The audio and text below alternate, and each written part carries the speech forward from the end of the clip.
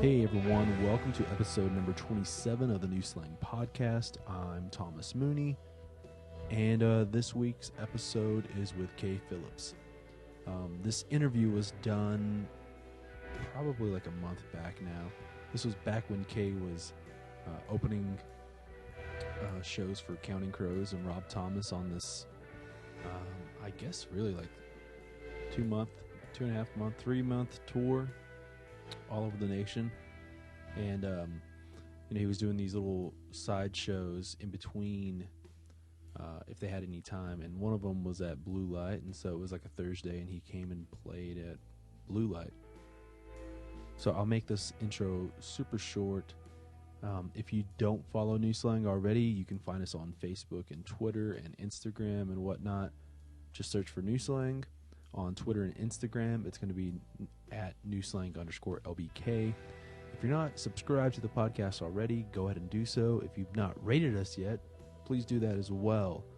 We have some really great episodes coming up. I know I've still not put up the Blue Light singer-songwriter finals yet, but I'm gonna get that done pretty soon. So I guess episodes coming up soon are gonna be Carrie Sweeney and Brandon Adams, one with Susan Gibson, and then also one with Benton Leachman. They'll all be coming up really, really soon. We'll see if Dalton Domino or Red Shahan or whoever's playing this weekend here in Lubbock, maybe Wade Bowen, if they want to jump on the podcast. So, anyways, here's the conversation with me and Kay Phillips.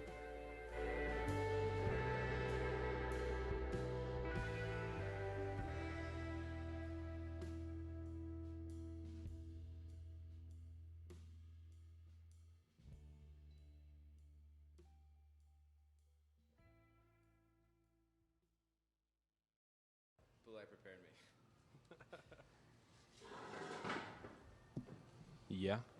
Yeah. Woo! You're okay? I kind of distorted it there, but I think this is so great. Where'd you get these boom arms? Just from Amazon, I guess. Amazon. Something like that. Sound okay?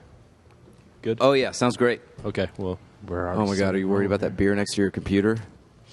No. You weren't until I said something. Yeah, until I picked it up. Yeah, of course. I was like, knock on wood.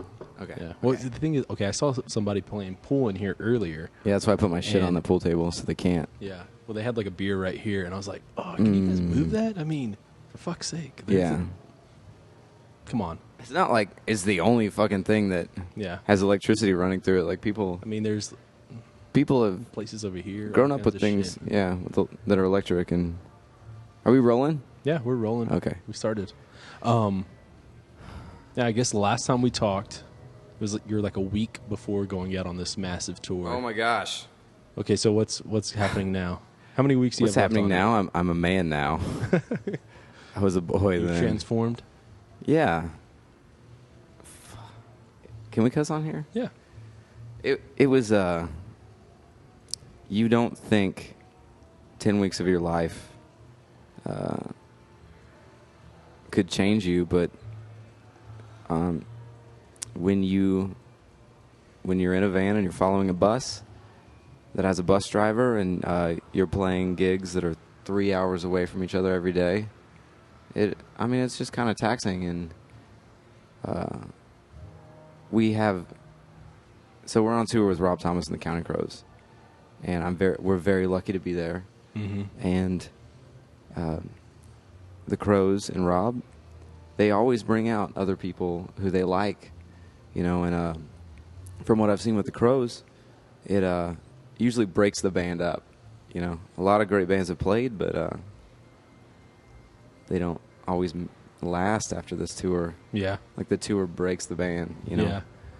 And we haven't done that. My band is largely the band Somebody's Darling. Mm-hmm. We lived in a house together. I think we talked about this last time.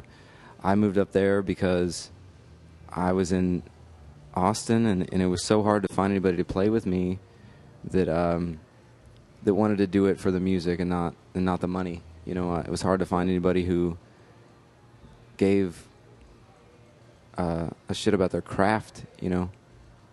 Oh, I hate to say that. There are cool dudes in Austin. They're great players that'll, you know, learn your stuff. But I just felt like when I moved to Nashville, when I went to Nashville to play, it seemed like, oh man, these guys are really good and they're really cool and they want to get better, which is what I want to do. And I had a band, but I ended up living in a house with the band, Somebody's Darling, and they're on a break while Amber does acoustic stuff. And I mean, when I was coming up, they were on the road. I was on the road. I was in a Prius with Little Brave, and they were in like a converted box truck. Really? You know, like a mini bus kind of deal. And we'd be playing I'm sorry, these P's are so hard. We'd be playing, I don't want to say the places, but for touring musicians, they know, like the worst in certain parts of Birmingham, Alabama, or Atlanta, Georgia, and it's just like they're door gigs, and you're just trying to get your foot in the door, and you're trying to make enough to keep going, and that was probably 7 or 8 years ago. Yeah. That we were doing our first big pushes onto the East and West Coast, and these guys they're road dogs, but they're some of my best friends. I recently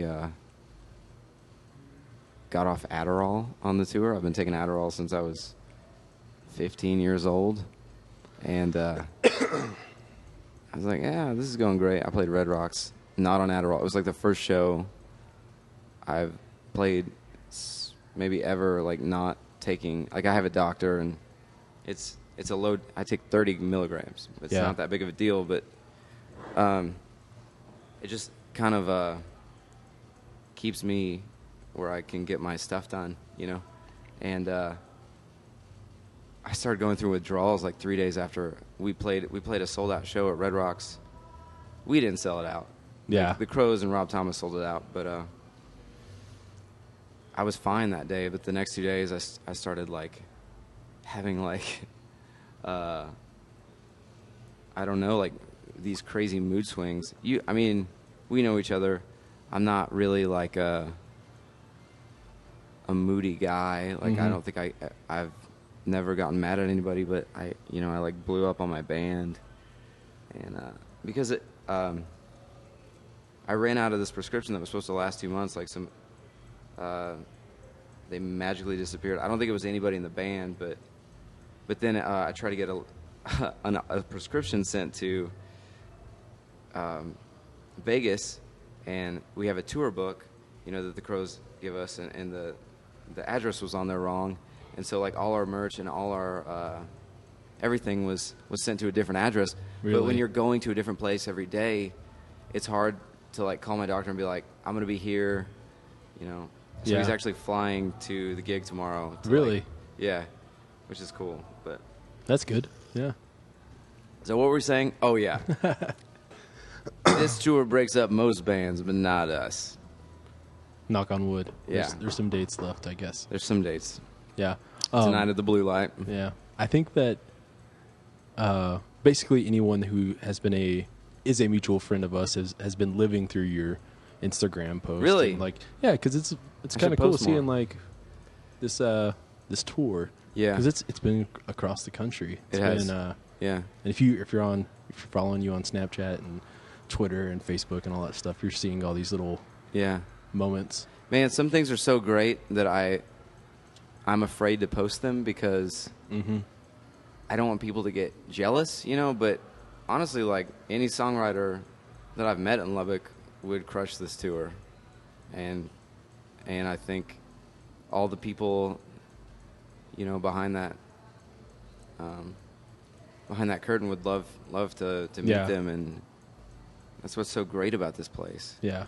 What like, okay, obviously you're on a date here in Lubbock. What are they doing tonight? What is Rob Thomas and Counting Crows doing? Well, Rob's doing he's in Austin, and he's doing like a little radio show because he has a new single out, and Adam is looking for somebody to watch a movie with.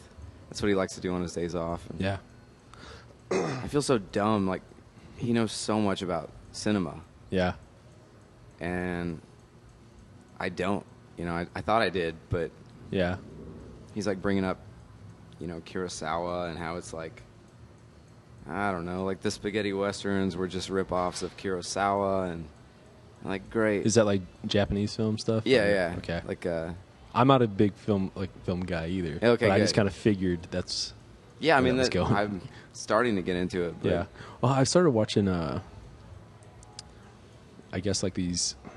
I'll get into the wormhole watching like YouTube videos of like top 10 whatever. Yeah. And there's this one channel, I can't think of the name, but they're always doing like top 10 moments, top 10, just different things with the film. And then half the time they're these old,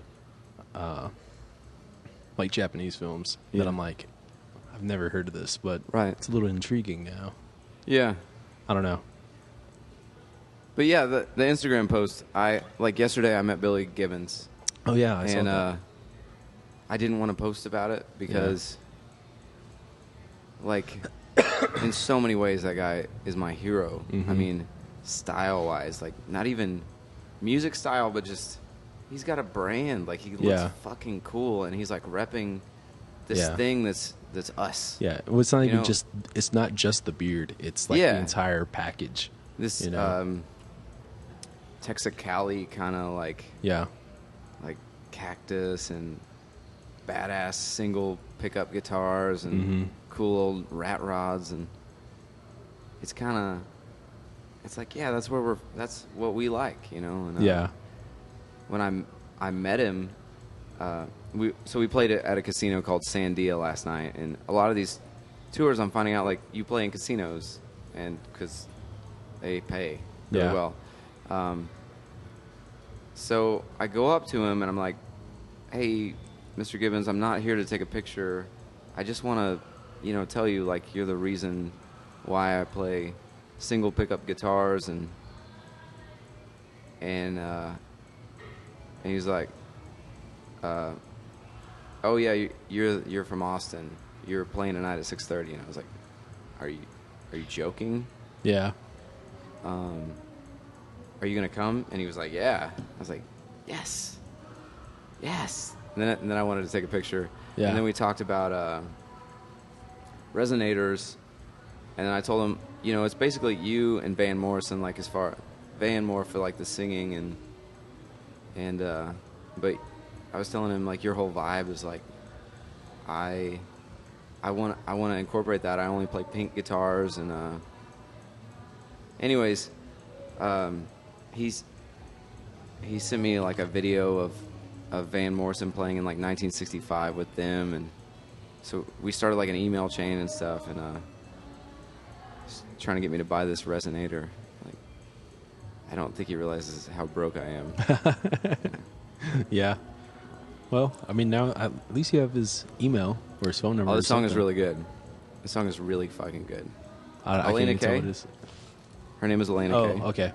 I guess But, she's sound checking right now. Yeah, she moved to Nashville when we went on the road. Mm-hmm. And she actually rented out my guitar player's room at our house, and she started writing with people, and fuck, she's getting good. Like, I kind of came up with Little Brave, who's a female singer-songwriter, and Mhm. I just we did a lot of duo stuff, and I mean, she put out some of the best records that have ever been made in Texas. Wounded Will is such a great record, and but I just felt like, first of all, you shouldn't give people advice, but I feel like it's hard for everybody in Texas, but I think it's even harder for women. Definitely. I was like, what are you going to do? You're going to be the next Bree Bagwell? I hate to say Yeah. that. Like, what? Well, I mean- there's nowhere to go. Like, Yeah. where you can move to Nashville and like try to make connections and There's a reason why, like, Casey Musgraves right. is big, and that's Yeah. because she got out of Texas. Fuck yeah. Right.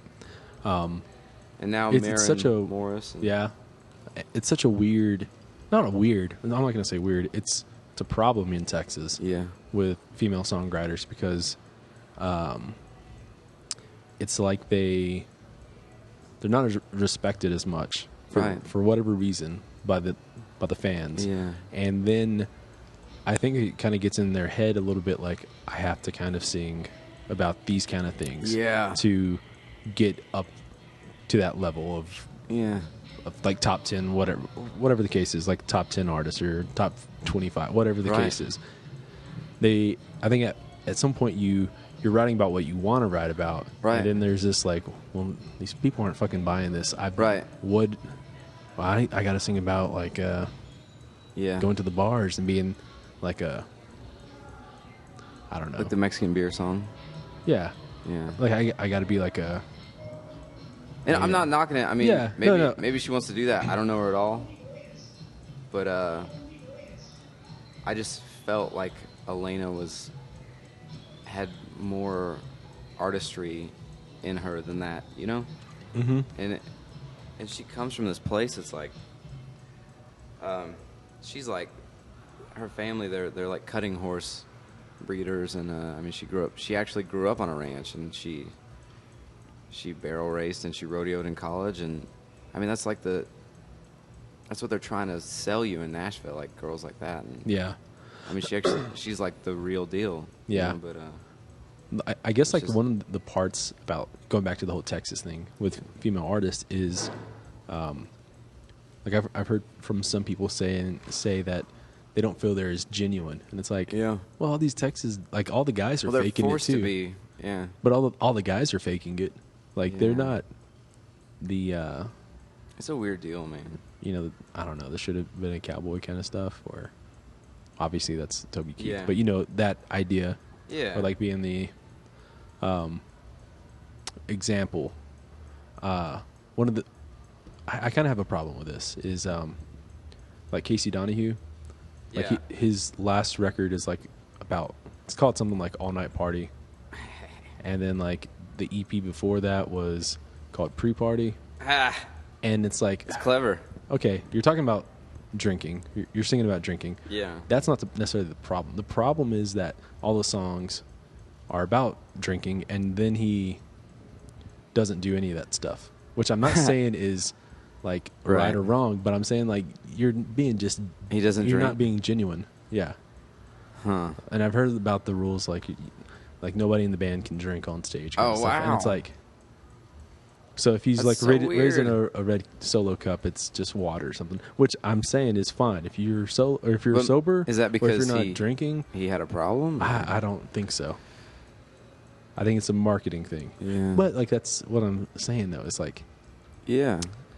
Even if he did have a problem and stopped drinking, right? Why are you singing songs about like getting fucked up all the time? I don't know. Yeah, well, and so like that's kind of like what happens with these girls as well, right? Except they're not raising a empty Solo cup, right, or whatever. Yeah, well, I mean, the deal is we're all gonna die, whether we want to or not, and you know this is all gonna be over. Like, do you really want to go to your grave being the guy that? Maybe some people do, and I'm not knocking it, but I just didn't want... If this is my last day on Earth, I want to be able to like leave something that I believe is beautiful behind. You know, or something that connects with somebody. And it's hard to play music, no matter, you know, if you make $50,000 a year doing it, or if you make $5 million a year doing it, like it still sucks. You still have to play the casino gigs. You still have to get up for morning radio, and you still have to play the same fucking song every day. Yeah. And if you don't believe in that song, that is like a prison sentence. Yeah. Is that the problem with writing a song that's that gains that kind of notoriety, that kind of... I wouldn't know. I know that... you know what I'm saying, though? Yeah, I know that sometimes Adam doesn't want to play Mr. Jones. Yeah. Like, I can imagine that, but then also, at the same time, you're kind of obligated to play it. You know what I mean? Yeah, I mean... But Mr. Jones is different from... Yeah. In a few ways, from, like, a song that maybe you wrote to pander to Like a group of frat guys. Margaritaville? Margaritaville. Is that like a good example? Oh, well, I honestly think it's like a really well-written song. No, but I've heard the stories about, Jimmy Buffett wrote that in 15 minutes. Yeah. Like how he doesn't drink margaritas. He hates them. Absolutely hates them. Yeah. Which that's fine too. But I think it's kind of like, I don't know. I bet he gets like, super tired of that. Yeah, come on. Or does he get tired of thinks of making millions of dollars on margarita machines? No. That they sell at Walmart Like for $300 a pop? the name Margaritaville. Yeah. Just the brand. You're talking about like Billy Gibbons having a brand. Oh yeah, he's got a brand. He's got a tequila and. Yeah. But like Jimmy Buffett blows everybody out of the water when it comes to branding shit. He's probably the most successful songwriter of all time because he turned it into a business. See, I read his books. Jimmy's books. I don't know Jimmy, but I just refer to him as Jimmy. Yeah. I like guys that have like a whole vibe. They have this like whole world built around them, and I mean, Jimmy was a great songwriter before Margaritaville. Yeah, I was gonna say that I think I don't know what his first title or his first record is, but like that's some like I think people would be surprised that it's not the beach vibe, kind of like it's really. I think he was living in Colorado at the time when he was writing all that stuff, so it's very. I don't know. Like this is gonna be the only comparison I can really think of, but like it's kind of like John Denver stuff. Oh, cool! But like a little bit more straight folk rock kind of stuff. Yeah, I mean he really is a great writer, but he also like did it long enough, and he figured out that oh this is cool if I do this beach thing. And I don't think anyone had ever really any white dude from Mississippi State or wherever he went to college had done that before. And that's why it was cool and kind of clever and awesome, and but then they try to redo it like with like Kenny Chesney tries to do it. Maybe it works. I don't know, but when did Margaritaville even come out? Because I feel like that's a song. It have to be the 70s. That I'm assuming 70. I'm just gonna say 73. But it's been around for like ever, basically in your head. Yeah. Or maybe 84. Maybe 2004. I don't know. Shit.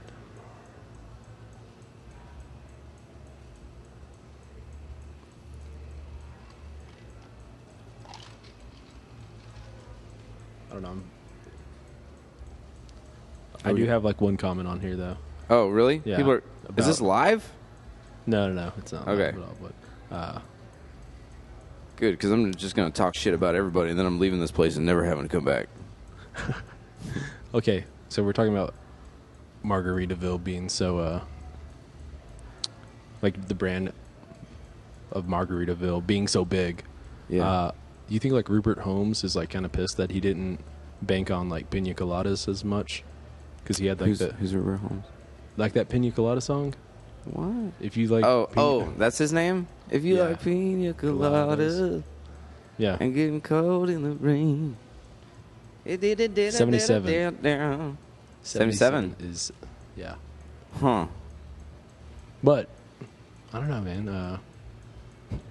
I mean, he hit on something, and it was only going to work once, and it's not. I can't hate on it. Like it's a pretty well written song, and it's got cool lyrics, and it sounds like the kind of song that the writer laughed when he was writing it. And that if there's no joy in the writer, there's no joy in the reader.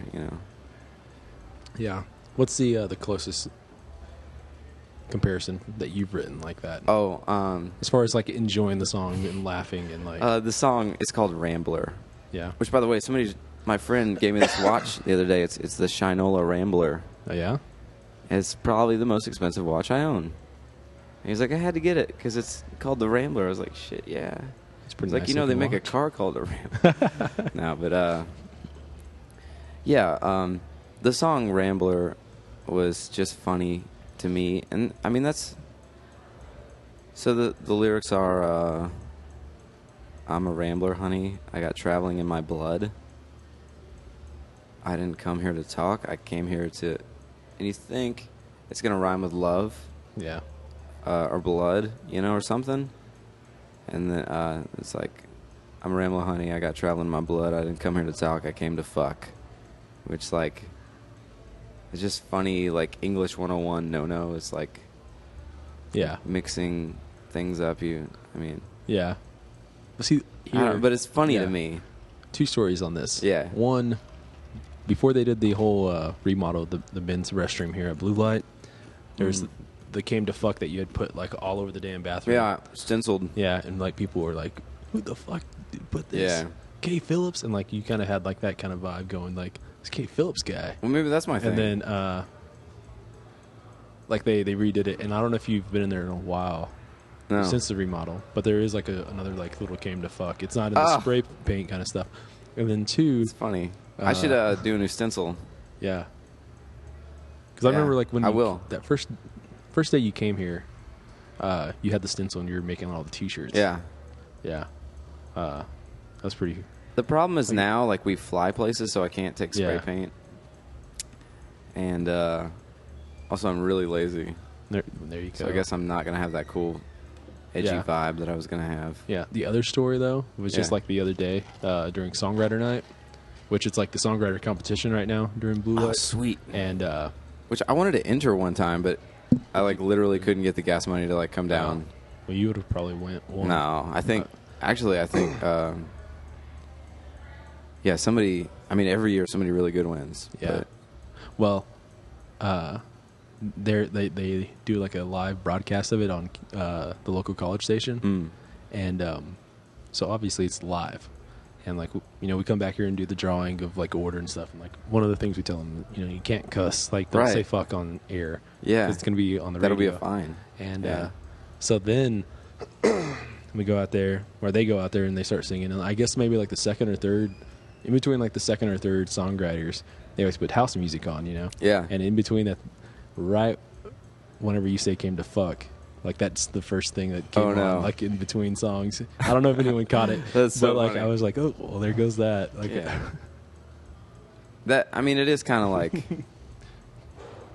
you write a song like that, and like there's like so get on your knees and swallow my pride. I was born to ramble, you were born to ride. Yeah. It's a metaphor, it's very deep, ha ha ha. Yeah.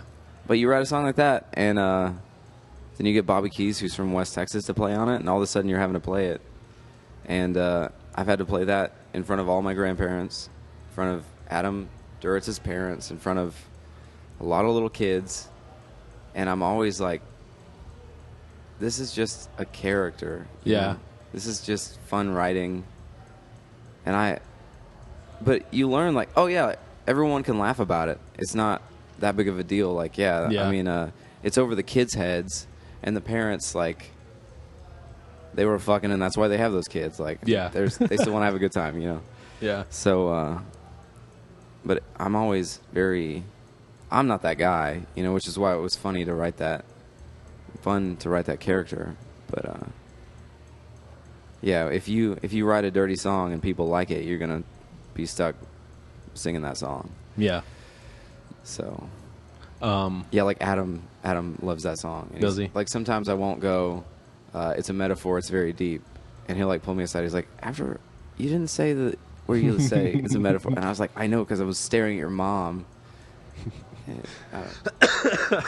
Yeah, so. Yeah. Which, his parents did come to the show last night, and I did have to do that song.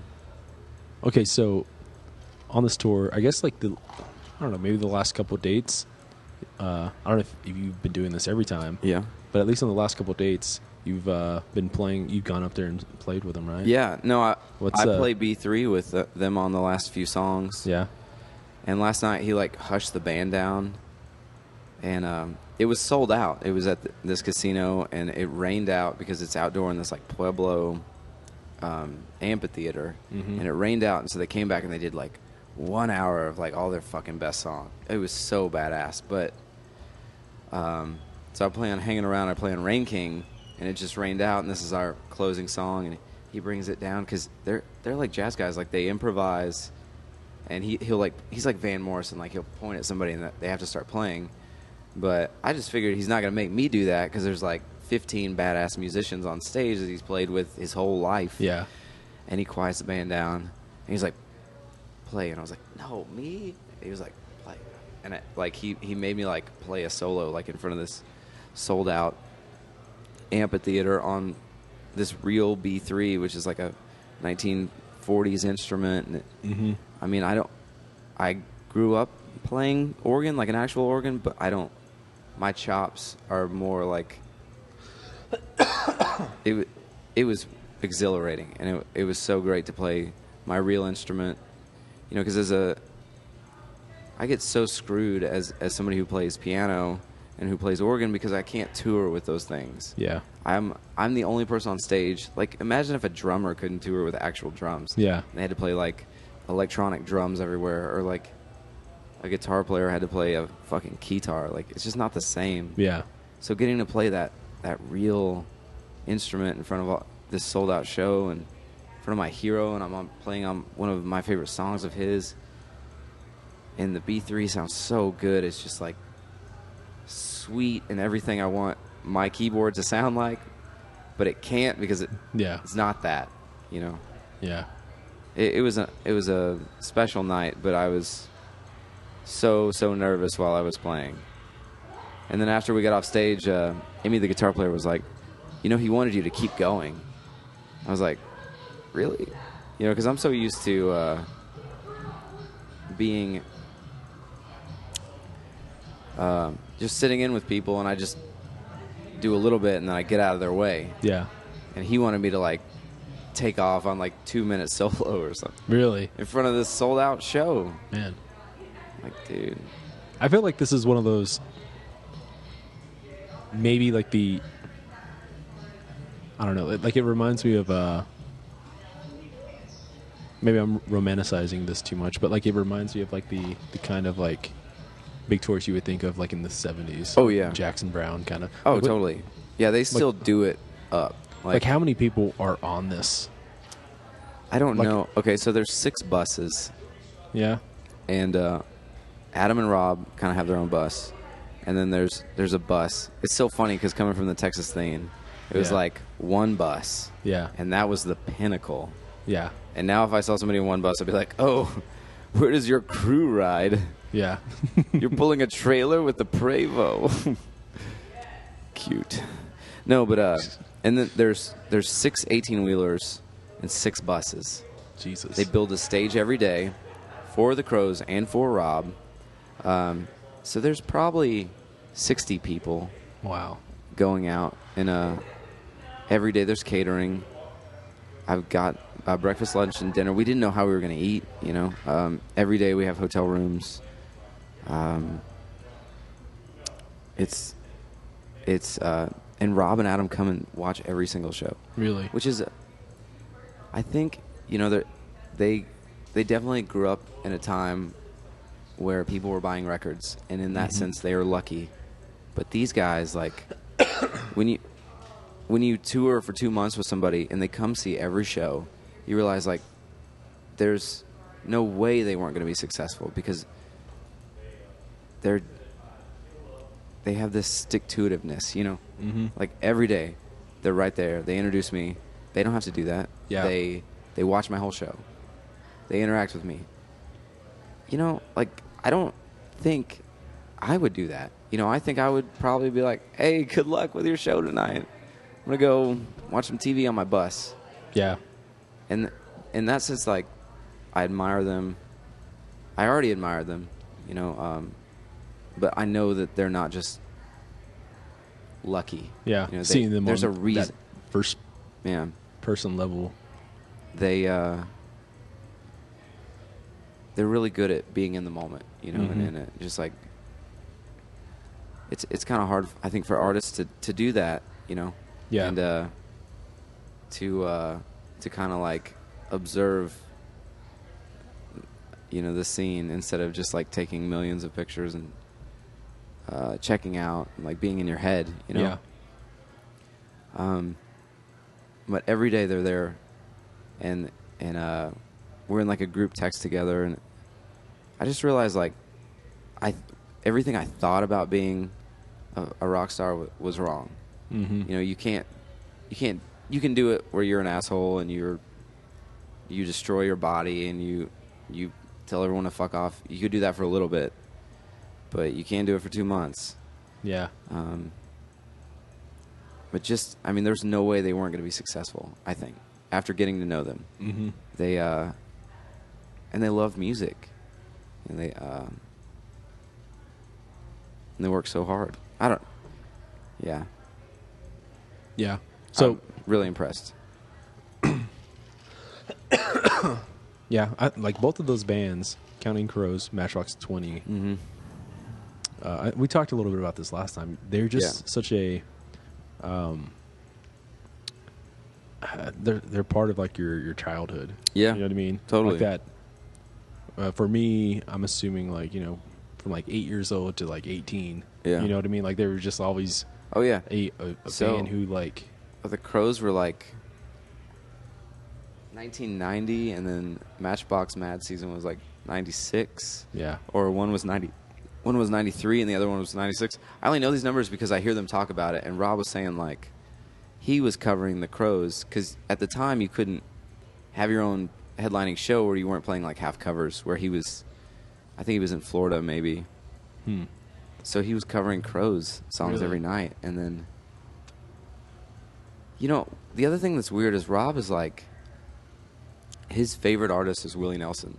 And he's like written songs with Willie. And he's kind of a country dude. Like he grew up in South Carolina, and like, I don't think he had it very easy, you know. He hasn't really talked about it that much, but like Adam's got two of the best parents you could ever have. And that doesn't make shit easier either. Yeah. But it's just neat to see that from both walks of life they've kind of come and done this thing and done it so well, and now that they're successful, they help other people. Yeah. See, like Matchbox 20, I think like their first 3 or 4 records are so underrated. Yeah. Like Mad Season's really great. Their first one though, I can't think of the title. That's like the. Oh, are you talking about the Tabitha Secret record? No. I don't know. Maybe I'm not. Maybe I am. I don't know. It's the one that like has the 3 a.m. record. Yeah, is that what's on that? What's 3 a.m.? That's the one. 3 a.m.'s on there. It's like, I can't think of the name. Mad Season's the second record, right? Right, with the guy with the. Yeah. Everybody had that record. It's so crazy. But yeah. Then, like, I mean, even in high school, it's embarrassing, but like, when that Santana record came out. For someone like you. Well, I was gonna ask you about Santana. I wore that record out. Yeah, like that first, their first one is just so damn good. Like, yeah. And I feel like that's one of those records where, I'm not gonna sound old here, but it's like one of those records you could put on and just let it play through. Well, that's what a great record. You know what I mean? That's what you can do with a great record. But then, like, I guess, like, in a way, like there is this little aspect of, like the whole smooth thing. Yeah. That's become a little bit of like a punchline, right? Right. Well, because it was so fucking famous. It's this second most successful song of all time, according to Billboard. The first being The Twist by Chubby Checker. Yeah. Well. Second being Smooth. But, I mean... Does he play that? Or? Yeah, every night. And he kills. He sees all the memes and stuff. Yeah. And he shows me, he's like, this is funny. They're both like that. Like, very self-aware. Mm-hmm.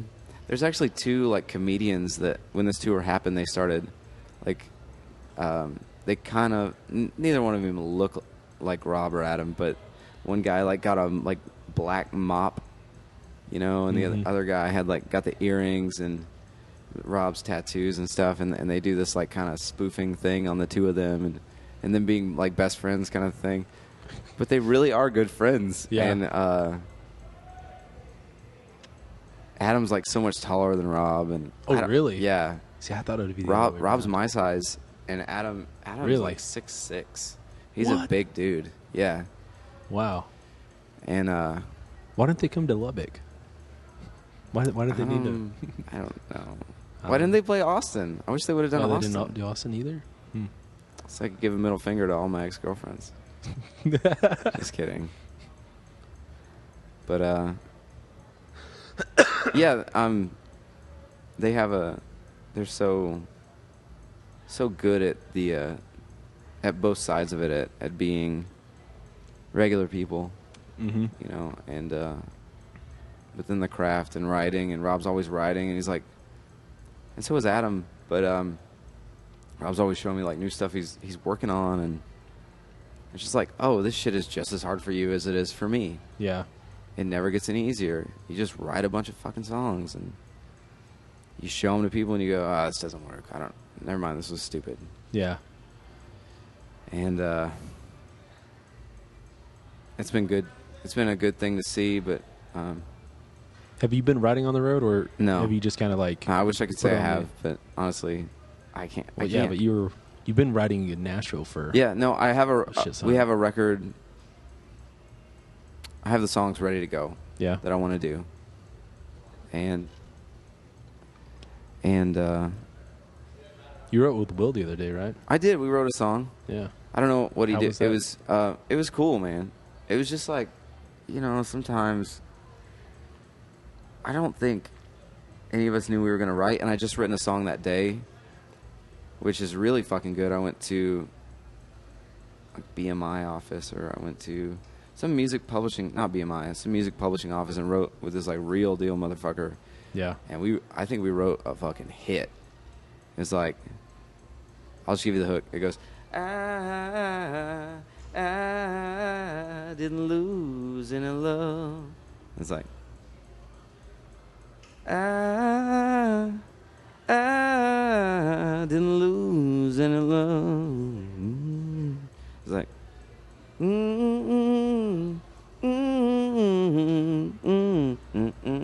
and it, you know, just goes like that. But Yeah. it's I don't know why I just did that, but it's going to be a hit. And then Will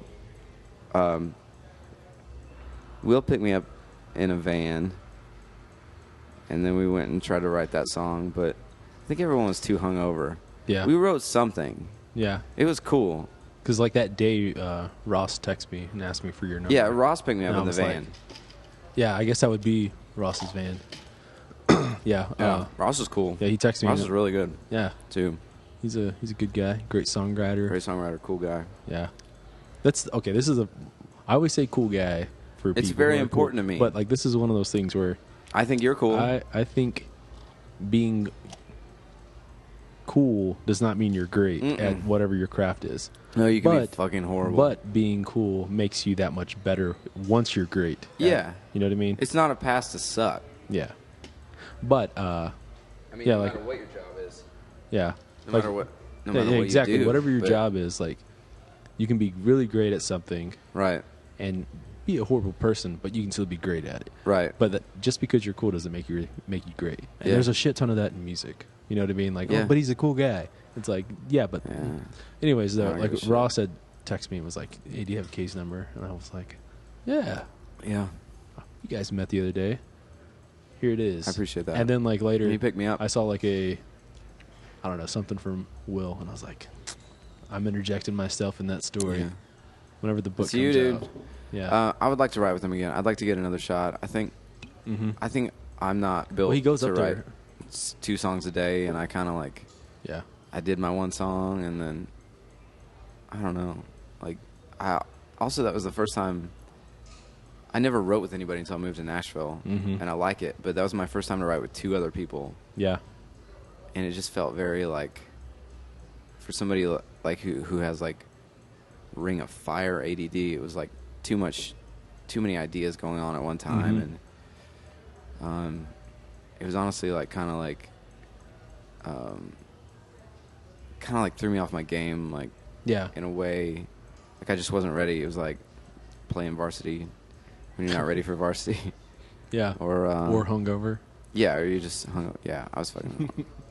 I was hungover. They were hungover. But yeah, I think we got a song, Yeah. and that's the main thing: is just get a draft. Get something on paper. Get It doesn't something have at to be night. great, Yeah. and it may not be great. It could be. Yeah. I don't know. I've not heard or anything. You just got to get a draft. Yeah. And then redo it. Yeah. You just got to get a giraffe. Get a giraffe. Yeah. Giraffe. Get a giraffe. Yeah. Yeah. Well, I don't know. We're rolling pretty. 45 minutes. I don't want to miss Elena's set. You good? Yeah. But let's see what else. Is there anything else you need to say? Thank you. I love what you do, and Okay. keep doing it. Well, thank you. Yeah. Thank you for asking me to do this. Of course. It's an honor, and I think you're giving validity to what we're trying to do. Mm-hmm. You know. Yeah. And well, I respect it. Thank you So for thank making you. good music. Well, I don't know. Just wait till the next album comes out. Oh, which, by the way, you can get it on tour right now. I'll give you a copy tonight. Okay. Yeah. Yeah. I'm just going ahead to sell it. I'm selling it right now because I need the money. So There you go. Because they have a great band and they got to get paid. So, Dirty Wonder is out. You should buy it on tour. How many more dates do you have left? I think 10 more dates. Well, there's 10 opportunities for people. Yeah. And then after this, I'm going on tour with Johnny Lang. Oh, yeah? And then we'll be out doing, like, our own club shows again, which I'm excited to do again after having catering for, like, 2 weeks. 2 months. Oh, wow. Yeah. Anyways. Yeah. Cool. Awesome.